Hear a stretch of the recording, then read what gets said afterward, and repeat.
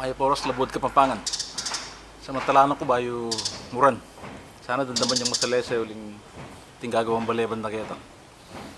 Ganyan man. Kana mapulot limani ni karon kay katamong Tegulugan series ne. Pag-upisan ko na imo muna inahin, inahin Tagalog ya. Inahin in katulid na kay Kapampangan gaindu. Ne? Ituto ki lalagyan, yung lalagyan Tagalog ya. In katulid na kayong Kapampangan, lulanan o kaya datukanan, ne? Di nga luwa, dapukan na nara. Inituto ki balon. Yung balon, Tagalog ya, yung mas manang yun ang Kapampangan talaga.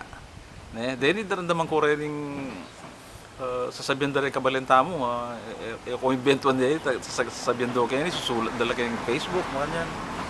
Deni nga duwang tutuki, angyan ka rin medyo mikidad na, aliwa mo ka rin kaya na kan, daramdaman ko no rin mikatuluyan, tang boyfriend, girlfriend, yun pala mikatuluyan na rin Yung mikatuluyan Tagalog ya, yung mas manayon ng Kapampangan, mi balausnan. Yung tutuki, pasok. Wari holiday ngayon, so lalang pasok kayong eskwela rin. Yung pasok, Tagalog ito, yung Kapampangan na lub, lalang lub, o kaya lang klase.